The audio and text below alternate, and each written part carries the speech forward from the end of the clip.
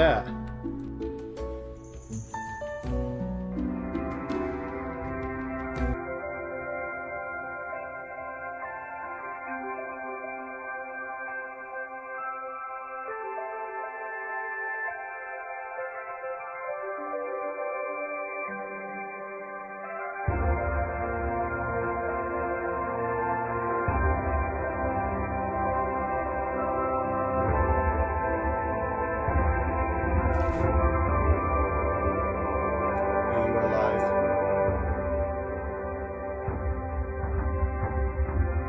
Hello everyone.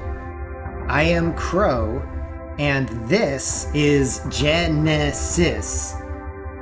And I have the pleasure to be able to present this little hidden gem of a game here for a much larger audience than I'm sure this game has had for quite some time. This game is a turn-based tactical RPG with some rather involved and somewhat arcane game mechanics. It's set in a dream world setting, and as with many Flash games, it was made by a dude, one. And as a Flash game, I think I would be remiss to begin this without having a short discussion about how one would actually play this game, first of all now, but also a couple months from now, because it gets harder. Because Flash is largely unsupported these days. Most web browsers will actively discourage you from trying to access any Flash content. So you're pretty much best off using some standalone Flash player. What I'm using right now is Newgrounds' standalone player, which has the convenient feature that on all of Newgrounds' web pages for its Flash collection, this game included, there's a simple button to just hit that, and the game gets sent out of the browser into the app, and then you don't have to worry about the web browser at all, which is important because Flash is reaching the end of its supported security life cycle. So sometime in December, I forget the exact time, but sometime next month, Flash is just not going to get any security updates ever again, at which point basically every responsible browser is just going to say, nope, you don't use this ever. So, as for the game itself, Ge.Ne.Sis has the periods in between the syllables, referring to the names of each of the three main characters.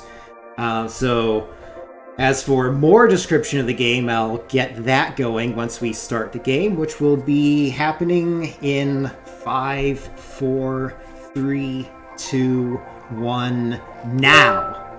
Alright, so we skipped the quick little intro there, and we are going to be playing on easy difficulty, which for the most part will just decrease the stats of the opponents. It is highly recommended the game will attempt to do a little bit of voice acting for the tutorial, but once the tutorial is over, we will not have to worry about that again, so that's nice. In combat, the attacker does full damage, but the defender does only 2/3 of their normal damage. So in this little tutorial battle, I actually backed up a bit first to make sure that the enemy would not be able to reach me and on the first turn, and then I just went in after it. We were awoken from our sleep. This is Nara, by the way. And we were awoken by a guardian spirit. It identifies itself as the priestess. In combat, it is a tarot. Each of the main characters has at least one tarot available to them, and these correspond to the traditional tarot cards. And you can actually summon those as extra characters in battle. Not every battle has as its main objective actually defeating all enemies. In this battle here, I'm actually just going to have to go to the right side of the screen. I am actually reasonably likely to lose this battle, just depending on damage rolls. To make this battle safe, I could summon my tarot, the priestess, but that takes like 5 seconds of animation or so we're going to skip that and just hope that these carrots being thrown at us, apparently these guys think they're playing Final Fantasy IV, hope enough of them miss that we'll be able to get to the right side of the screen anyway, and we did, and now we can proceed. So soon we will meet our next party member. That's a save point, by the way. We don't have to worry about that. This is our first party member. First new party member, anyway. He is Ge.Ne.Sis. He is a long-ranged character, and he will attack or move, but not both on the same turn. So I have to hit next phase and then click on my target. And he has 2 attacks. One costs a lot of energy and is low accuracy but does big damage. The other actually reduces the enemy's dodge rate, and it can become negative. I have no particular need to attack here. My jelly shot would not kill this bean, and the priestess is going to kill it anyway. So let's go ahead and get in here. The priestess is a flying unit, so it can just fly straight over obstacles and other characters. You cannot, in general, move through other characters, not even your other allies. Physical attacks are described as black, and you will see the black icons here to indicate all physical damage. The priestess usually will do most of her damage through a blue spell that she casts. This game has Enforce, the system that eventually would become pretty common among like mobile games and whatnot, where there's the triangle of blue beats red, red beats, it's yellow in this game instead of green, and then green beats blue. And then there's also white attacks, such as the jelly shot that Jelly, the character, shoots. One is with a J, one's with a G. It's unnecessarily complicated. But the jelly shot is a white element attack, so that is magical, but it is not specifically any particular element. So I just leveled up Nera there. I put both of her points into power, which increases your physical attack. Nera has a strange property where she gets more HP for gaining power than most characters do. I also gave her a perk. I will not gain enough levels in this run to get any more than the first tier of perks for each character, but as you go through the game, you do, in principle, unlock more perks as you go along. The perk I got from Nera gives her more power. And it requires power on her to qualify to actually use it. So it's a bit of a positive feedback loop there. So what we're doing right now is we're fighting some bears in order to prove to them that we are, in fact, worthy of taking their honey. Why? Because we walked to the right and our path was impeded by a cliff face that we wanted a bean that was in the area to sprout and help us climb up. Unfortunately, though, the bean was complaining that it wanted its honey, so we are going to try to give it its honey. Turns out, of course, that's not actually what it was talking about, but we'll deal with that later.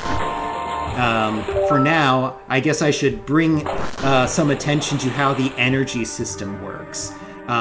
You can see on the upper right corner when I'm not in combat, or in the middle when I am, that I have a certain amount of energy, and that is common to all characters. Every time you take your turn, you gain energy equal to your character's magic stat. So Nera here has 4 magic, so when she takes her turn, she'll gain 4 energy. The exception to this is tarots. Tarots do not actually generate any energy of their own, and in fact you have to expend energy to summon them. Taros also have some special abilities that are non-combat abilities that... Oh, that was wrong. It'll be okay. I'm only going to get to do one Azure Wings here, and then I'm just going to finish him off with Jelly. I was supposed to tell Jelly to take his turn, but do nothing, so that he would generate his energy. But because I told Jelly to wait, I instead found myself in a situation here where I didn't have enough energy for the Priestess to use. Kind of illustrating the point I just made, but it looks like I'll finish on the same turn anyway, so it's fine. Those Hobears, by the way, were rather resistant to physical damage, but weak to magic, which is why I was trying to go so far out of my way to get the Priestess to do as much damage as I could. I do not believe there's any more levels I need to do. No, there are not. Okay, so now we've got some honey, and we'll pour it on the bean, which immediately turns it into the queen bean, and it attacks us. We'll find out later why this happened, but for now we do have our first boss battle. The queen bean can heal herself in a variety of ways, and she understands that the problem with the smaller beans is not that they are attacking with carrots, it's that they're not attacking with enough carrots. I also approve of Mark and Austin's constant punnery here, and everyone else who's punning it out. That is always excellent in any video game all the time. So, during this battle, I do need Nera to stay alive. She is my biggest damage output at this point against the Queen Bean. I guess Jelly's pretty good too, but he has to expend a heck of a lot of energy in order to do that. So, to that end, I am actually going to heal Nera, depending on how this portion of the battle goes here. Queen Bean could keep doing this attack here, which is not too bad, or it could actually keep using the carrot barrage we were seeing before.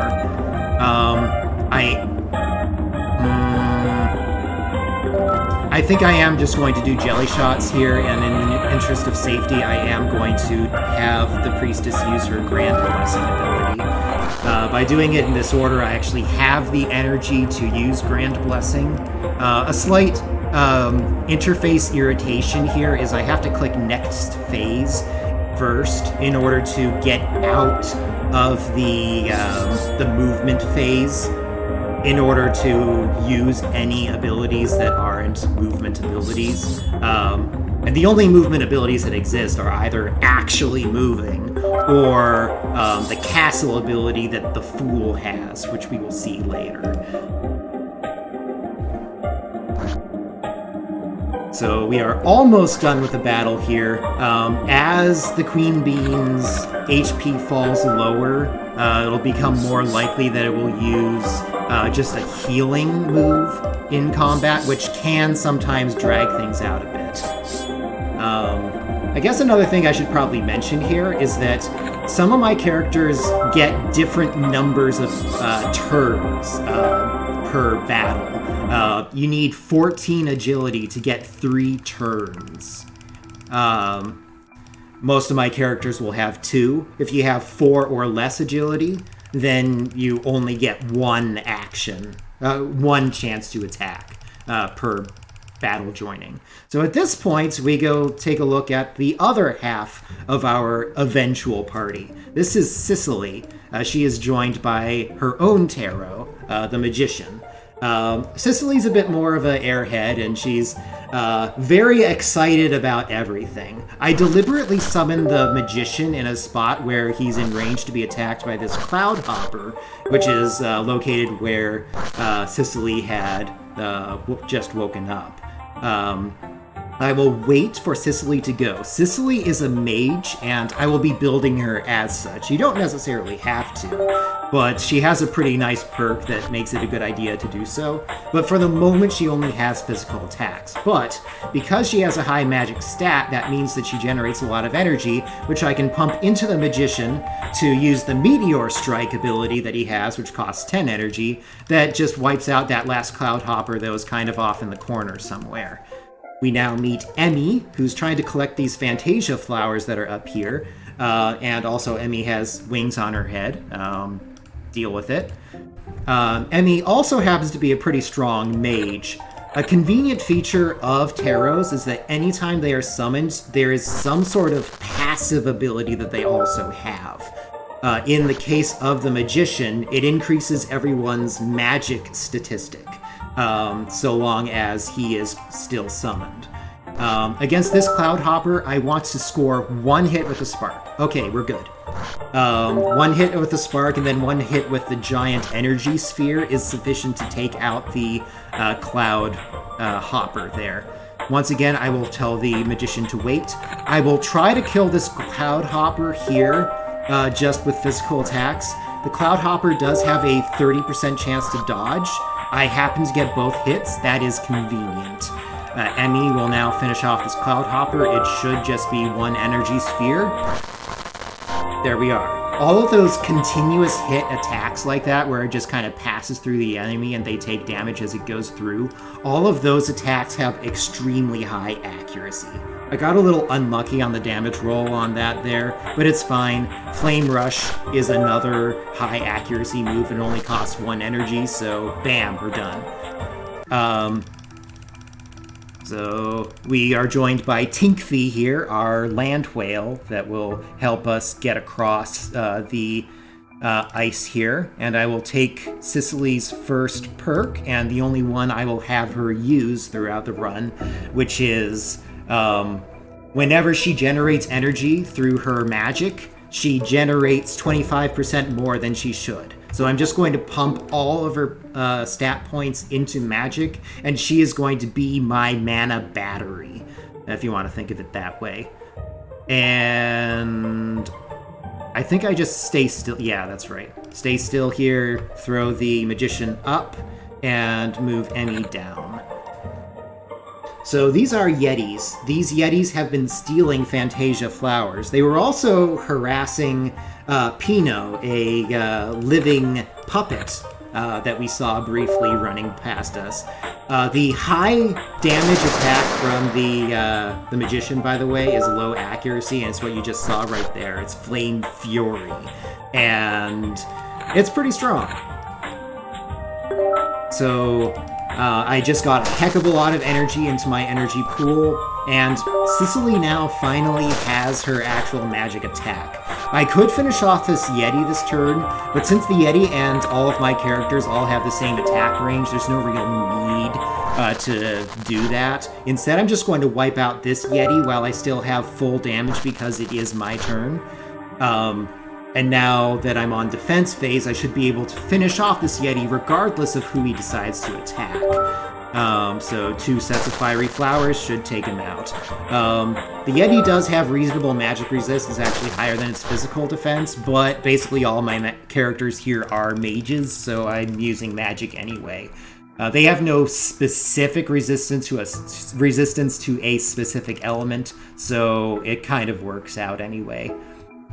So we go to the person we were collecting those flowers for. It's Shackpot, of course, who is a walrus seal with a bird on its head.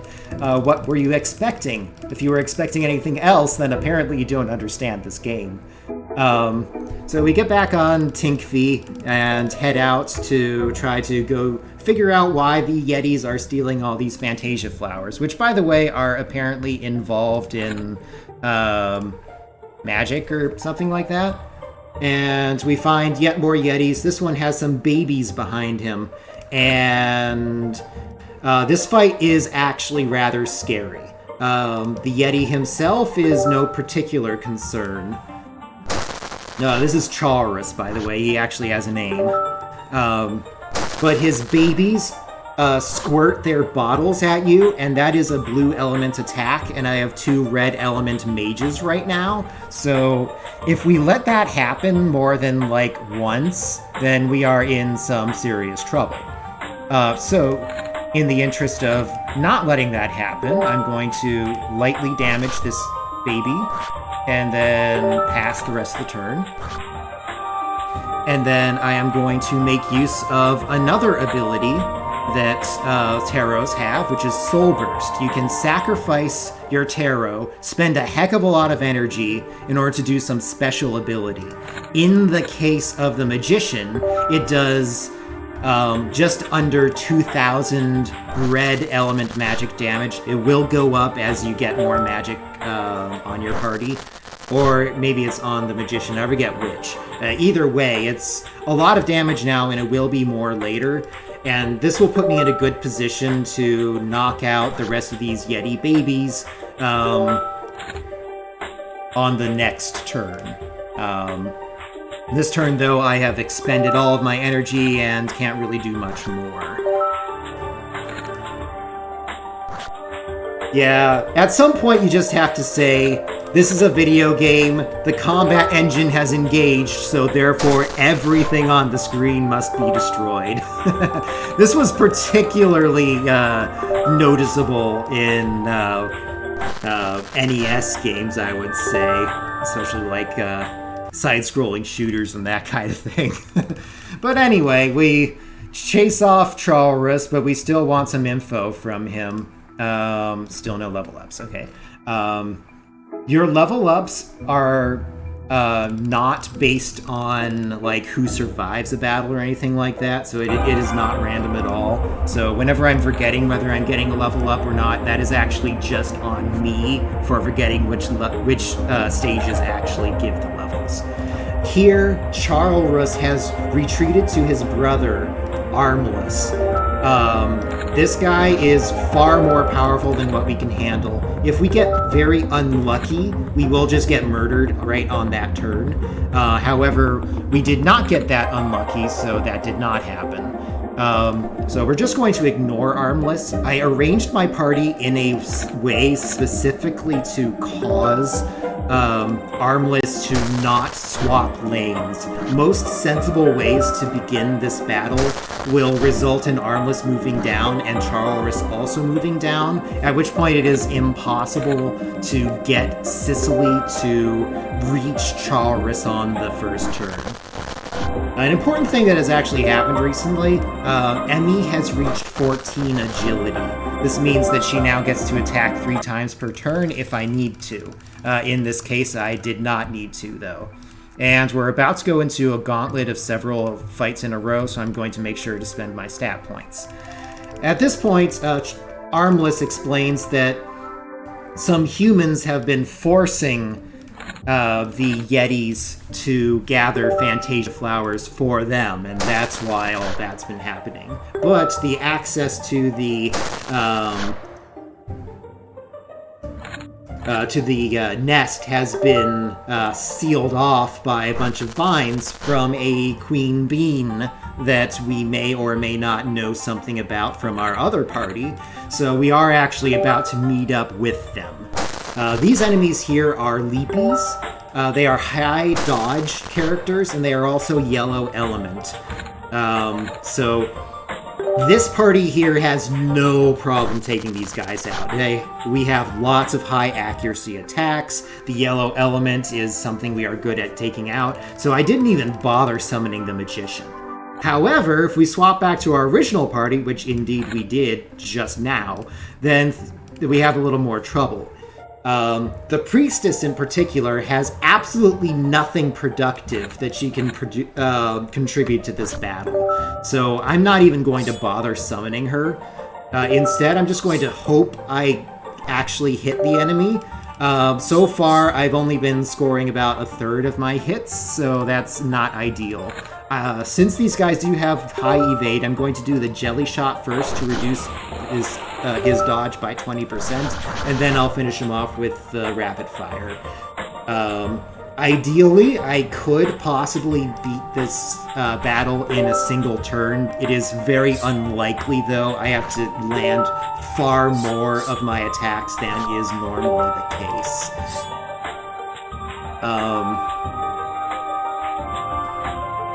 Go. So pretty soon here we're going to start gaining levels, but we can't actually spend any of those points until we actually get back to the menu. which we're not going to get to do for a bit because we meet up with our new party members, and now we have a big old battle. I am going to have to deal with a rather cramped space I have down here. The first turn of every battle is very particular. It is quite often in this game that you will have cramped space and you have to very carefully navigate exactly where each character goes. I'm stuffing my flying characters in the back because they can rather easily get to wherever they need to go regardless of obstacles. I'm also putting the magician in front here so that he can hit this leapy in the front. The Yetis can be damaged reasonably well by the priestess, so we're going to do that.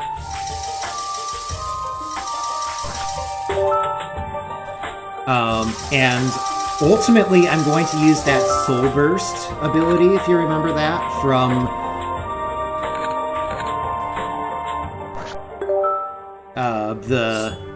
Sicily dismissing the magician. So we just need to bring everyone low, and that is indeed what we're going to try to do here.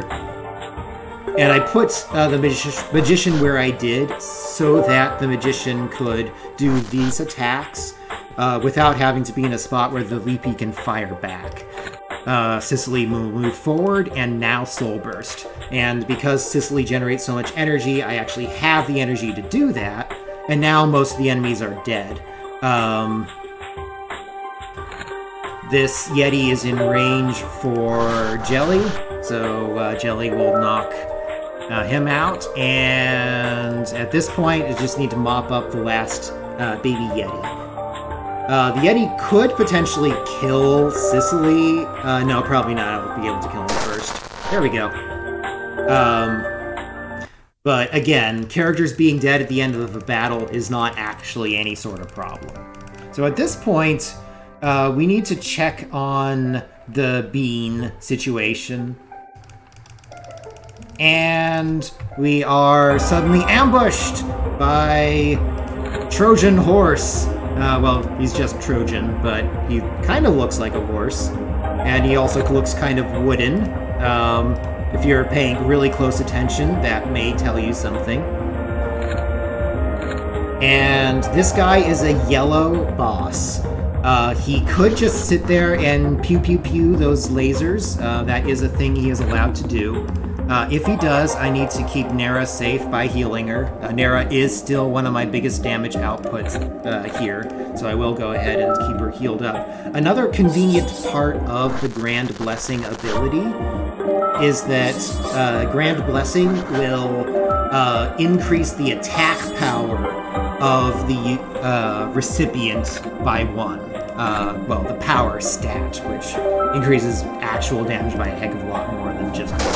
Anyway, that does stack over the course of the battle, but it goes away after the battle ends. As a red opponent, this guy will take quite a bit of damage from red magic as well. So, overall, this won't be too bad. If you are on normal or difficult difficulty setting, you'll probably need to make use of Emmy's ability to increase the yellow resistance of characters that are around her. Looks like he has decided not to use a basic attack. He's instead decided to just keep pew-pew-pewing his lasers from the sky, which is kind of my preference. If he actually goes into the combat engine, that winds up being a fair amount slower most of the time. Alright. Nera's probably going to die. I probably should have just had the priestess heal her, but it doesn't really matter. He should be dead to the Flame Fury anyway. There we go. And we have now defeated Trojan, who turns out to be Pino, the guy who was running away from the Yetis before. Pino explains that back whenever he was a tree before he was carved into being a living puppet, there was a bean that was growing on him, and he fell in love with that bean, and that bean is, of course, the queen bean that we met before. So somehow or other, something has gone terribly, horribly wrong. It's reverted to being just a sprout and or a monster, and we wanted her to be a anthropomorphic being again because that's the natural order of things around here, apparently. So, we're going to start this battle here rather similarly to the battle with all the Yetis and other stuff, because this is actually the same map. So we have kind of the same cramped space, and the enemies are going to approach in a similar fashion. We're also going to deal with the enemies in a somewhat similar way. The biggest difference is we now have these red bandit guys. These bandits are convinced that we overheard them saying something. We didn't actually overhear them yet. But they're trying to make sure that we don't walk off with whatever that top secret information is. And apparently Leapies are also in their employ. I'm not exactly sure why, but whatever. Probably didn't need that last Azure Wings. Oh well. Nara will sometimes do a lot of damage to these guys, and sometimes will do like none. These guys have a 34% dodge rate, so I could just miss nearly all of my attacks. That is a thing that can happen. Once again, I'm going to prep as many enemies as I can to be destroyed by the Soul Burst, and Sicily will now step forward, Soul Burst, sacrifice my tarot, and there goes most of the enemies. Jelly will be able to hit this Leapy here because I gave him a new perk before this battle started, which increases his attack range by 1 at the expense of a bunch of his endurance. And this will allow him to hit a number of targets over the course of the game that otherwise would be rather tricky to deal with. So the bandits run away. No one gained a level there, right? Right. So then we try to return back to ask Shapot what to do about the vines, only to find these bandits who tell you explicitly the thing that it is that they thought that you had heard from them before. So now you actually do know that they have stolen Fate's Diary, which is an item that when Jellian hears mentioned, Jellian totally freaks out and takes extreme interest in. So we'll obviously see more from that later. But here, this is a bandit archer. The archers have basically no physical defense at all. So as a result, I can just immediately snipe them out with Jellians, since Jellian outranges them. The bandits, as before, I will use blue magic. Since I'm on defense, I don't get to do so much damage. Depending on what sorts of attacks the bandits use, the priestess may or may not survive. The priestess has pretty good magic defense, which these red slashes they're using are. But if they do those slash attacks too many times, then she will die, and that is in fact looking likely. Should be able to finish this guy off. In fact, I'm going to go ahead and use Frozen Steps. High accuracy on that gives me a little more consistency there. I had Sicily take her turn there just to add her energy to the energy pool. Since these guys have high dodge, I will go ahead and use Jelly Shot first and then Trigger Happy. Unfortunately, Emmy's just a little out of range. It occurs to me that if I had put Emmy on the one row lower, the spot where I had placed Sicily, maybe things could have been different. But as is, I'll still clear the mission on this turn anyway. The Emmy does have 3 actions per battle right now, so there we go. Nara just got a level, and the next couple of battles are kind of mean, so I am going to go ahead and grab those stat points immediately. So we'll ride good old Tinkfee across the ice flows again.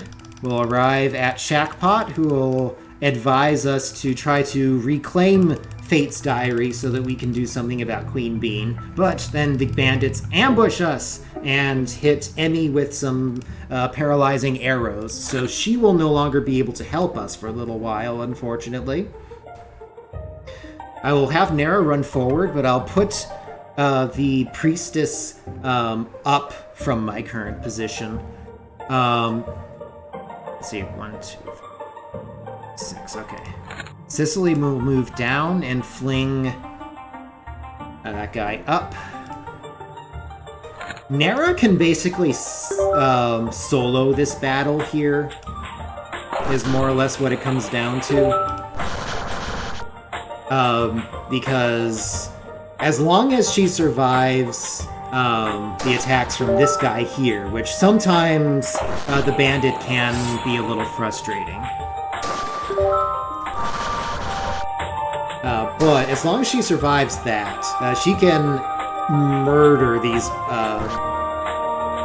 archers as soon as she gets on top of them. One thing I do need to do is remember to actually skip the priestess's first turn, because I only have 2 energy right now, which is not enough to use Azure Wings. Azure Wings is 3 energy per shot. So wait on her. No, wait, that was wrong, I think. I think I needed to attack the other one. Oh well. Jillian will just have to target this guy. Let's see. Yeah. Wait on you as well. Jillian will finish off this guy. I didn't exactly do this in the right order. I should still be able to handle this. Jillian can go down, that's fine. Mainly I just needed his energy output. Because I'm setting up to do... Okay, that's... I'll do 1 physical attack. I'll do 2 physical attacks, and that'll be enough. Oh, I'm actually 2 energy short right now of what I really wanted to do. Oh well.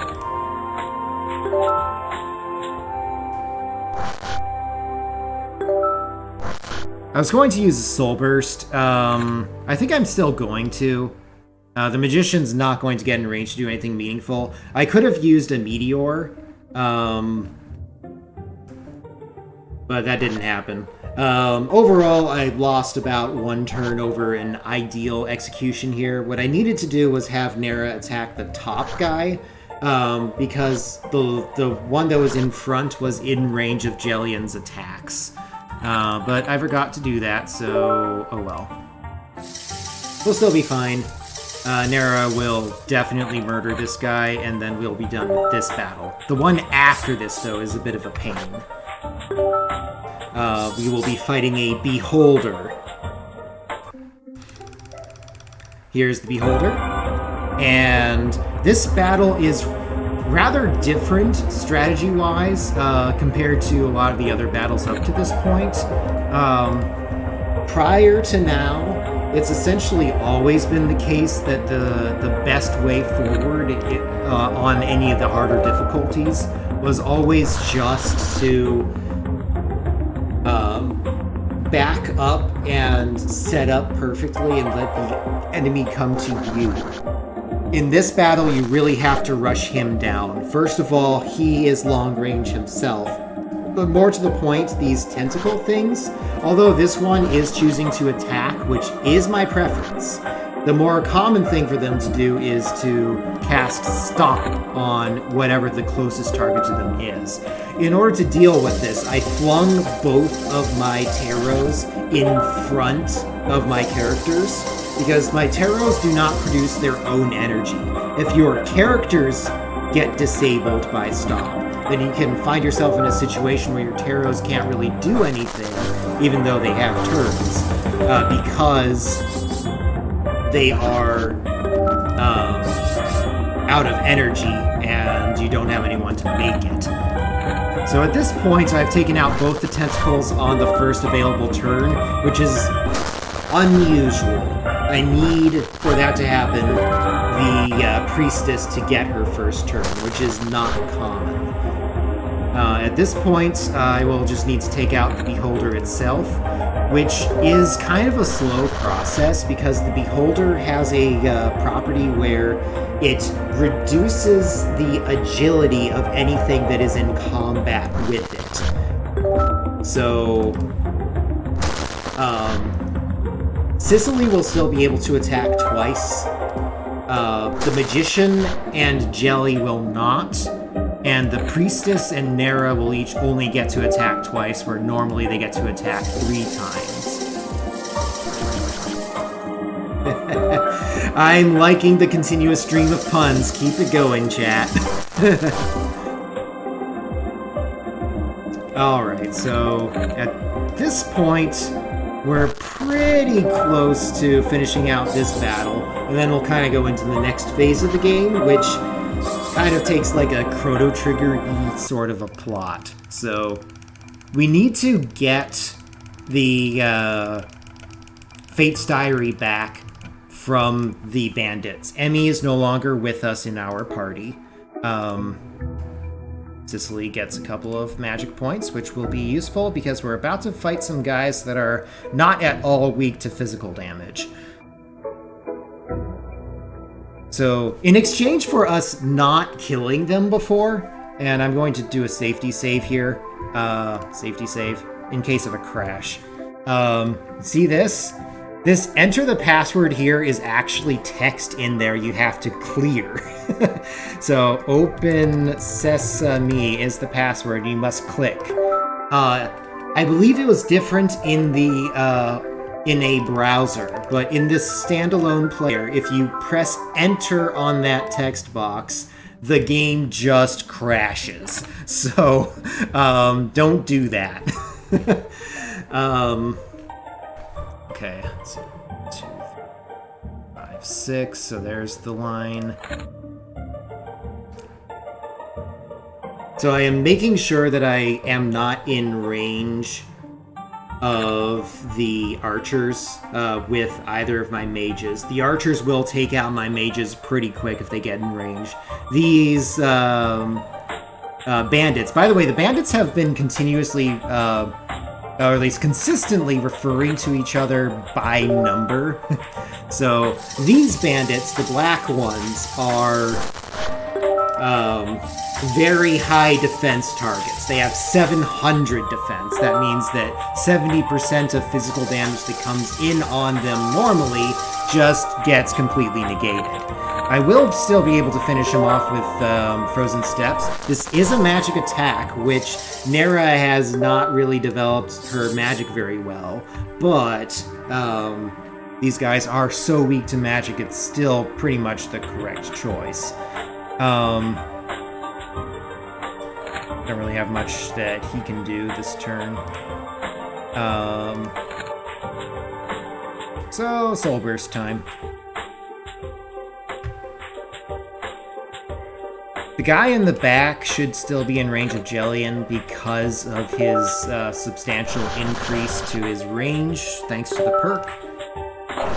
So that will finish him off. Unfortunately, he is going to take huge damage from this guy because of his rather low endurance. I also pretty much have to use the Jelly Shot. It is considered magic damage. It's just not very much damage. So I should be able to finish this battle pretty quickly. I just need to finish off the archer, Nera's in range, so I'll let Nera do it.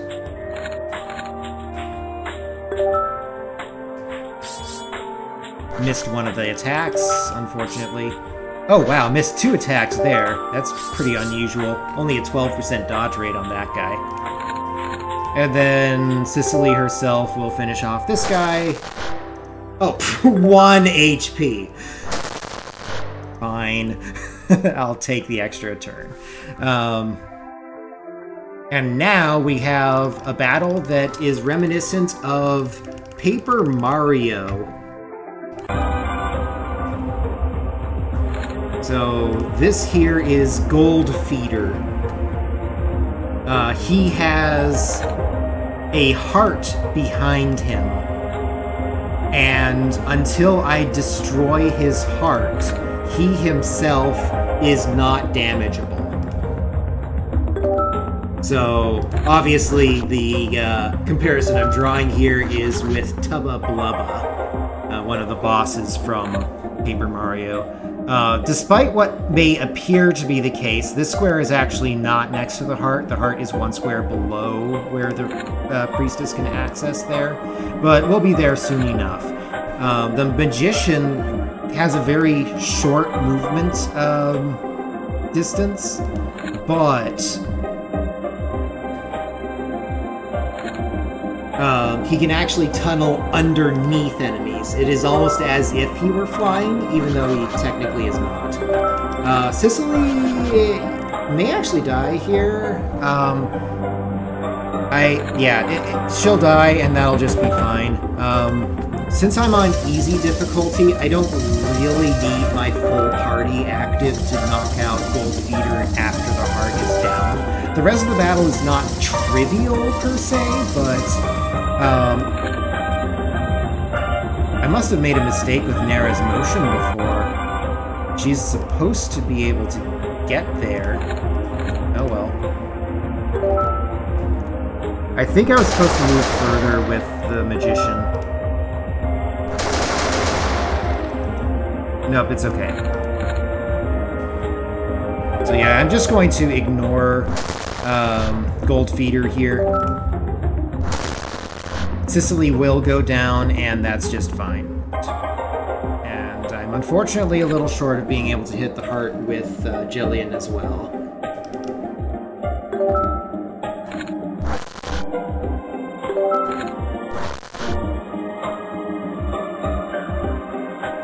Alright, so 41 HP, so the priestess will be able to finish this off, just barely. The priestess's damage output isn't especially high, but with 3 turns, she will be able to finish this off. So now I should be able to start knocking out the Goldfeeder. Whoops, that was the wrong attack from Nera. Oh well. This is not so close a battle that one mistake like that's going to matter. That will actually change later on. There are a lot of optional battles that I'm supposed to go through before I go into the final gauntlet, and I'm just not going to do any of those in this run at all. So as soon as that happens, we are suddenly going to go straight from kind of breezing through and having a pretty reasonable fallback plan, even if I make a mistake here or there, to sometimes losing even if I don't make mistakes is eventually what we're going to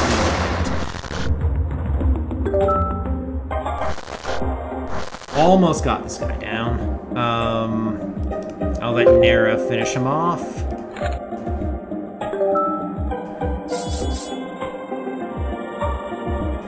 Alright, Jillian just gained a level and a new ability. This ability is pretty awesome.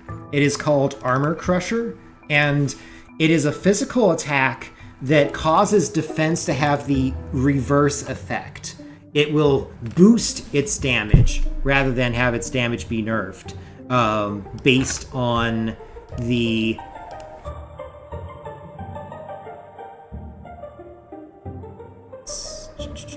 trying to remember. There was something I want to fling this guy upward.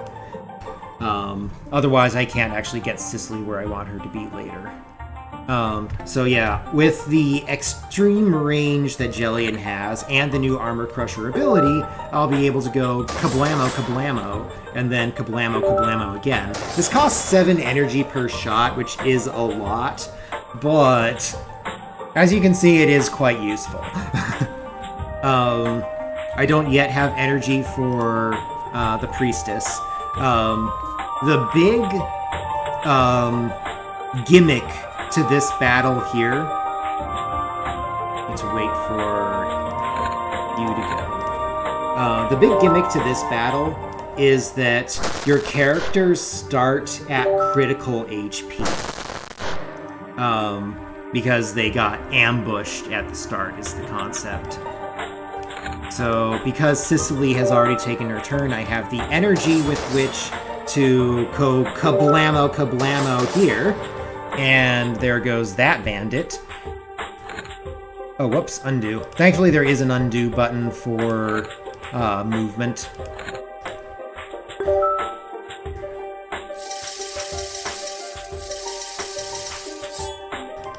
I think I will be very slightly short of enough damage to take out this guy, because I don't quite have enough energy to do 2 Flame Furies. But it'll be pretty close. So he does get 1 turn. He may knock out Nera. That's fine. Nera may as well not even attack, actually. You don't have any energy. Neither do you.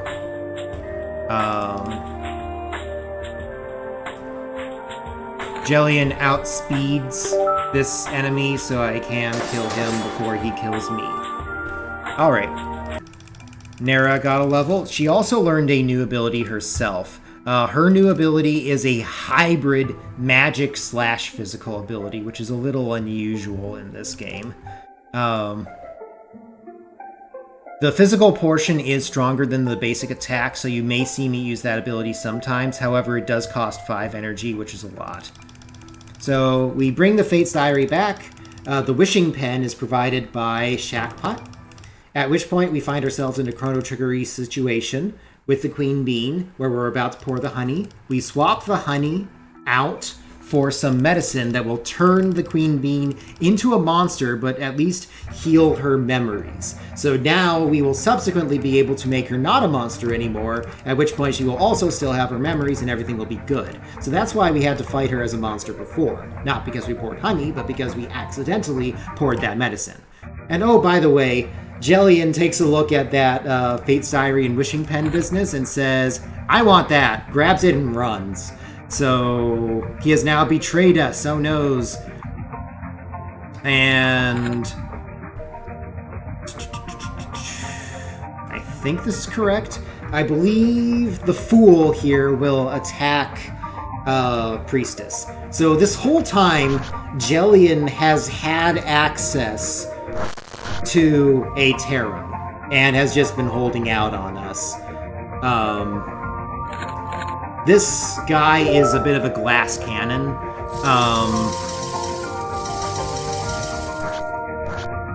And that Rod Twirl attack has very low accuracy, but if all the sub-hits hit, it is insane damage. Turns out we've actually come out pretty nicely there. You kept doing Rod Twirl and you kept getting bad hit rolls, so we're in pretty good shape right now. Should just be able to finish this guy off as soon as I get the Magician's turn. This guy is yellow, well, he's black elemental, but he has a weakness to red anyway, so... 1 Flame Fury, and he should be dead. Alright, so now we have defeated the Fool, but as a tarot, it'll be back as soon as we meet up with Ge.Ne.Sis again. So we're going to chase after Ge.Ne.Sis now, because of course we would.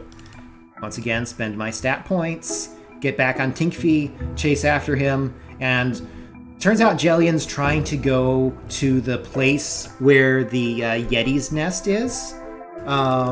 and he gets waylaid by the bandits who think that we are with Ge.Ne.Sis, which kind of puts us in a situation where we wind up having to team up with Ge.Ne.Sis anyway, even though we don't support what he's doing. So in this battle, our goal is to take out Saber, the leader of the bandits. We also, at this point, now finally have access to the Fool. Because Ge.Ne.Sis doesn't get to take an action phase if he moves, I do have to stay still as I summon the Fool. I will do so upward. This will eventually cause Saber to go up, and I will be able to make use of a very interesting ability that the Fool has. So here I'm going to send the Priestess to fight Saber.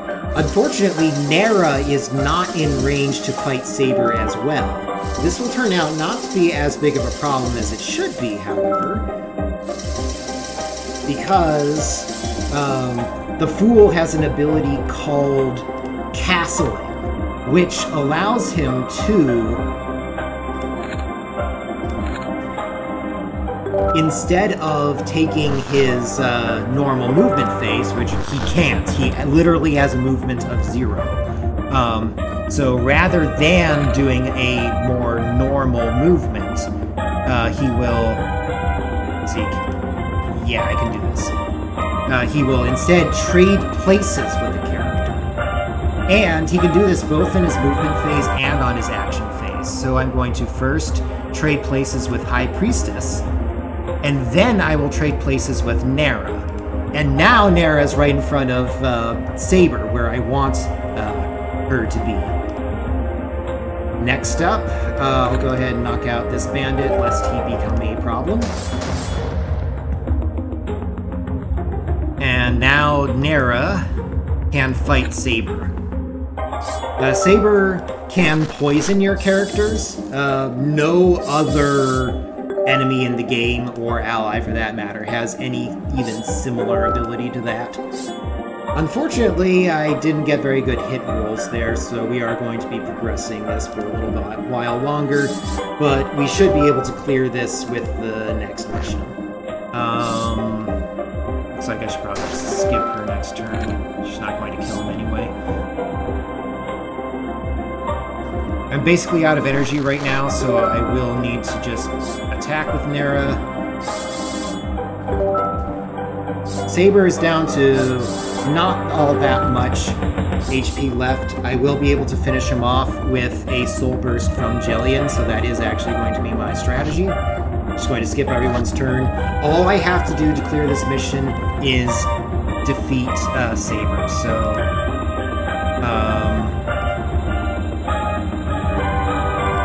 wait on you, Soul Burst. Oh, right. Next phase, Soul Burst on Saber. Soul Bursting the Fool does a lot of single target damage, and so that is what we have done. At this point, the Ge.Ne.Sis wants to kill the bandits. We don't let him. And then Ge.Ne.Sis proves that he has the most terrifying superpower of any villain ever. He has the ability to conjure up a PowerPoint presentation. Anyway, Ge.Ne.Sis decides to explain why he did what he did.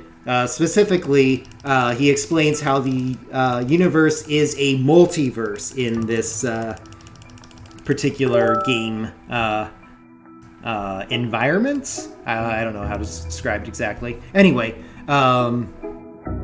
because we have a multiverse going on, and it turns out that there is a common apocalypse that afflicts everyone at the same time across all the multiverses, and apparently that common apocalypse is the product of usage of items in various planes that defy the standard flow of time.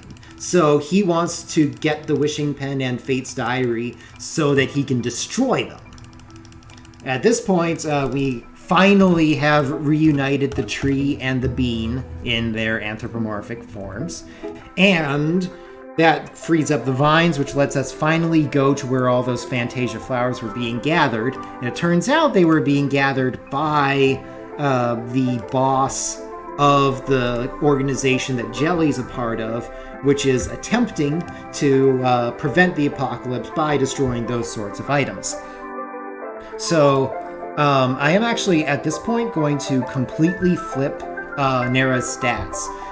One reward that we were given whenever we reunited the bean and the tree was a item that allows us to reset the stats on one character specifically. So we did that with Nera to swap her from being an assassin, as she has been up to this point, to being a tank. I put all of her points in endurance. So this here is the first battle that comes after the point where I was supposed to have done about 10 or so optional battles.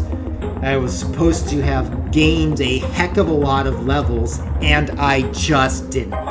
Also, I was supposed to gain a second tarot for each of my characters.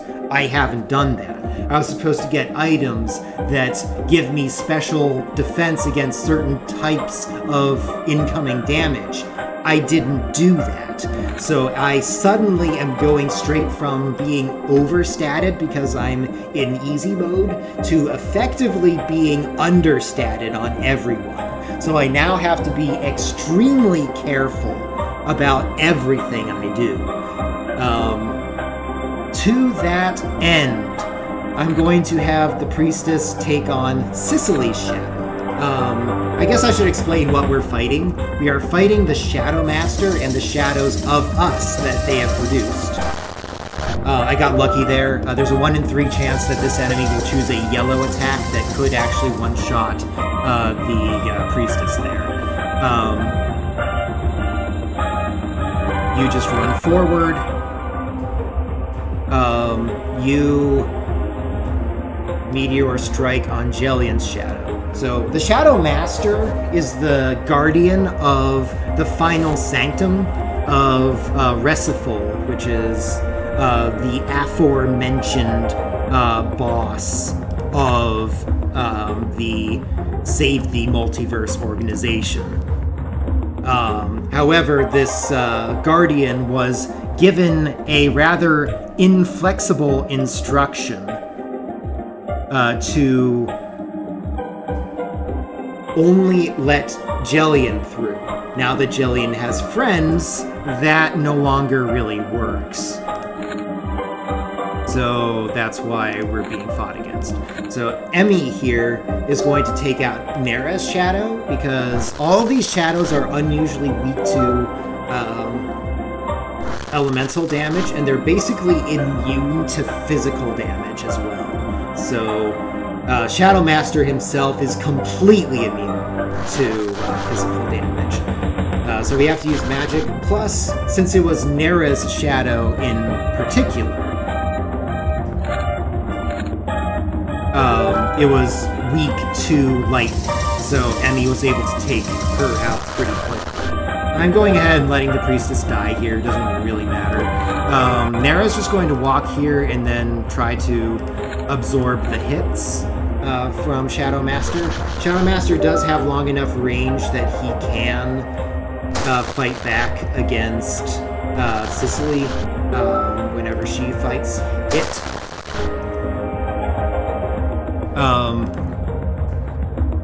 The Fool has an ability called Thunder Rod I've been using, which is just a global range attack. It isn't area damage like the Meteor Strike from the Magician is, but it's still useful in a lot of situations. I have to use Jelly Shot here. Nothing else will do any damage because of the aforementioned physical damage immunity. Emmy here will also get in, and Emmy will actually do quite a bit of damage to this guy because she gets 3 turns. After this will come the final meaningful battle in the run. There's technically one more battle after that, but Well, 2 more battles even, but those are both basically plot battles as far as not really meaning anything. There's not really anything practical you can do. I should be able to take this guy out with a single attack. Oh, he's faster than me. Never mind. Thunder Rod will be fine. Pew pew pew. Alright, so Jellian got a level there, which is super important. Oh, by the way, we dive into a mirror. Apparently that's common in this world. You jump into a mirror and that takes you to an enclosed space behind it. So Nera will get a couple more points of endurance, and Jellian will get 1 point of magic, and then the other point in power. The 1 point in magic will qualify him to swap his perk. I no longer need the extreme range. I instead need a higher accuracy. I could lose this battle. I could even lose it a few times in a row.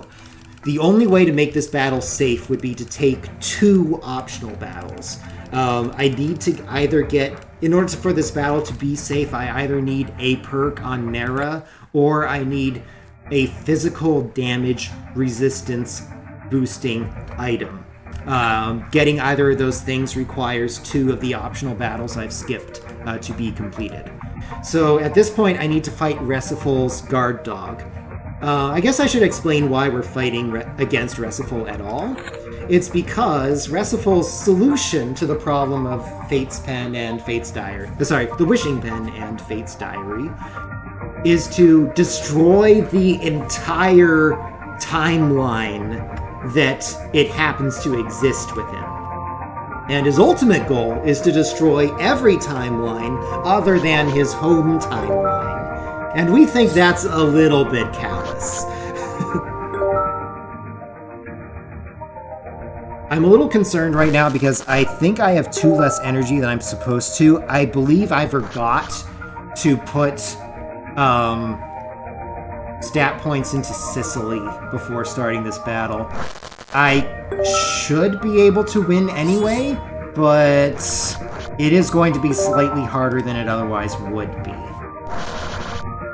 So Cerberus poses a heck of a lot of problems. The biggest issue that Cerberus poses for us is that he has 2 turns per turn, if that makes any sense. So every time he should get a turn, he instead gets 2 turns. So I'm going to double castle here.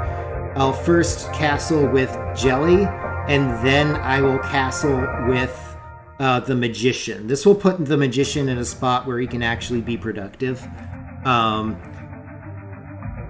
Just figuring out in this cramped space how to get everyone in correct position to attack Cerberus is actually a little tricky. So whether this battle goes well or not is almost entirely a function of how the Armor Crusher shots go. I did land all of my Armor Crusher shots there, which is very good for me. If I get only 2 shots in, then we're starting to get a little worried at that point. I guess I have to energy transfer here. I don't think I did this in exactly the right order. Energy transfer is another ability the Magician has, which will add energy to the energy pool. Ordinarily, it is impossible to gain energy with the tarot, but the Magician specifically can sacrifice his turn in order to produce it, as if he were a normal character. So what I need to see, and that was bad, I need to see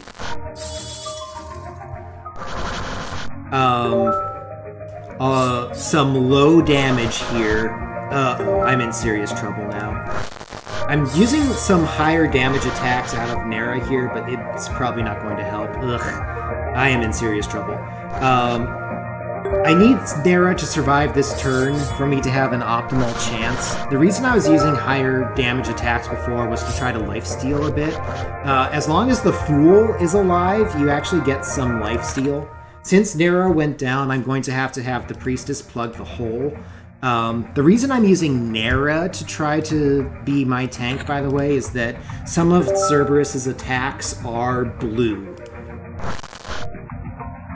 So, sorry, not blue, they are red, which means that Nera, as a blue character, gets to mostly resist that.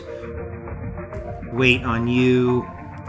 Thunder Rod on you. Cerberus. Then I'll cycle back to Sicily.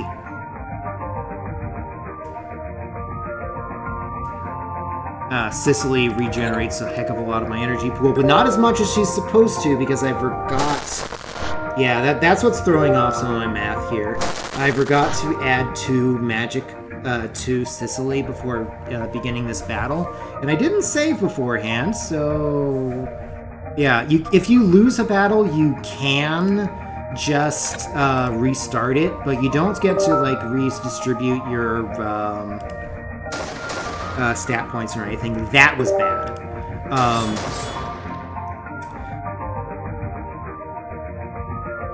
We'll see.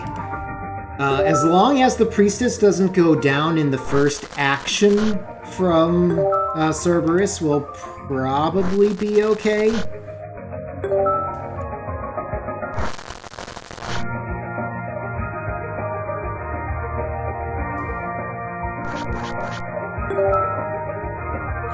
So yeah, my estimate definitely did account for the possibility that I would need to restart this battle a couple of times. It'll be a little disappointing if I have to restart it for a different reason than what I'm supposed to, but we might be able to handle this, maybe. Wait on you, next phase on you.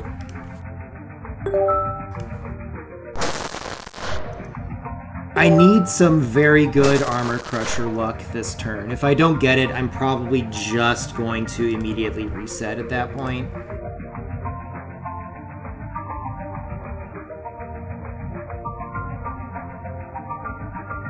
I have exactly enough energy for Armor Crusher. I need all 4 of these to hit. There's 1.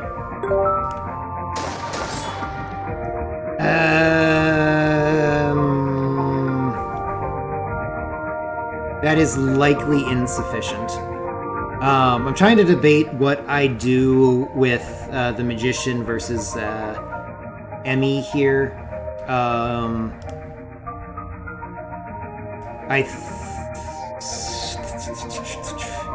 I think I wait and I go ahead and do an energy transfer here.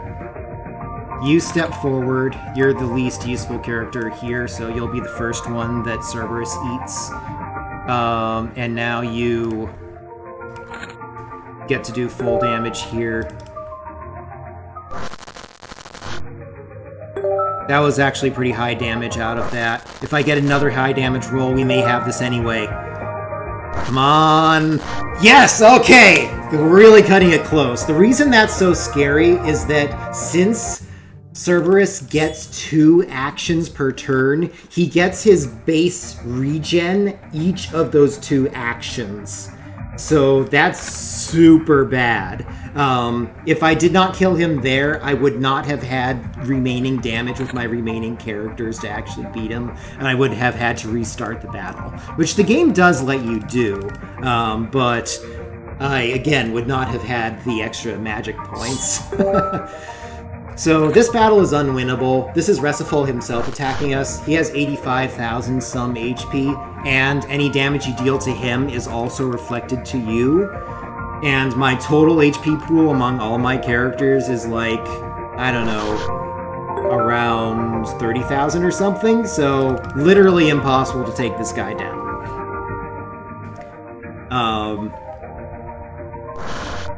So he is in fact going to go all Super Saiyan on us. And of course he attacks with an umbrella, which is a pretty scary attack. Not as scary as a PowerPoint presentation, but it's up there. Bam, we're dead. Alright. So, in the face of doom, suddenly an unknown character shows up. This is Ge.Ne.Sis. Ge.Ne.Sis is the sister of Gen. Get it? And she is the feminine half of the gods that created the multiverse. They have for quite some time been repeating a process of Ge.Ne.Sis, wherein they create a multiverse, obliterate it, and try again. Ge.Ne.Sis has decided that this time she wants to change things up. We are very close to time, by the way. Time will happen as soon as I click the egg here. Time. Alright.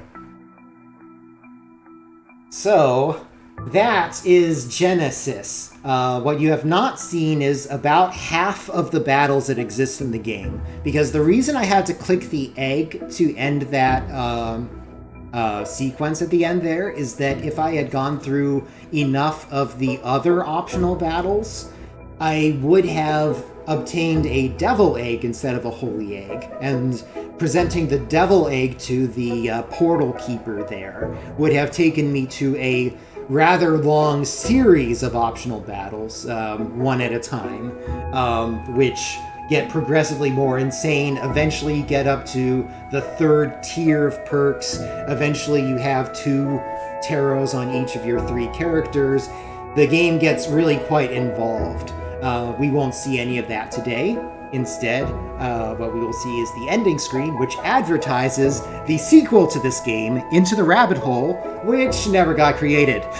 Instead, the only sequel to this game that did get created is a side-scrolling shooter slash RPG hybrid game, which is very interesting and actually quite well polished. I highly recommend it as well.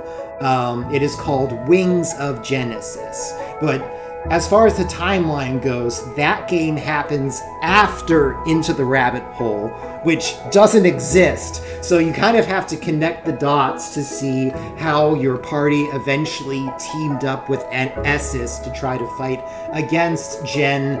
And then also there's Resiful, who kind of has his alternate agenda as well. So it's really quite involved. And just generally speaking, I really like both of the games of this series. Give it a try if you were at all intrigued by what you saw today. I suggest playing on normal difficulty. On the hardest difficulty, it is actually really quite teeth-pulling sometimes. Even if you're using the right strategy, oftentimes you still have to rely on RNG on the highest difficulty setting. So, if you want to play this, head to Newgrounds, use their Flash Player app, and that will hook things up so you don't have to worry about your browser. As for me, the best way to follow me is to literally give my Twitch channel a follow. My schedule is not super consistent. I do try to stream every Sunday starting at 3 o'clock p.m. Usually the topic of conversation there is a randomizer for Final Fantasy IV I've created called the Lunarian Shuffle. Also, later this week, you will see me playing Quest for Glory 5 at the tail end of the Quest for Glory series. I'll be teaming up with a couple other runners there. As for now, as I understand it, we are about to pitch off to another classic RPG. I think it was Breath of Fire was up next. So, I think I'm ready to pitch off, so whenever High Spirits is ready to swap me over, he can. Thanks for watching, everyone. Goodbye for now.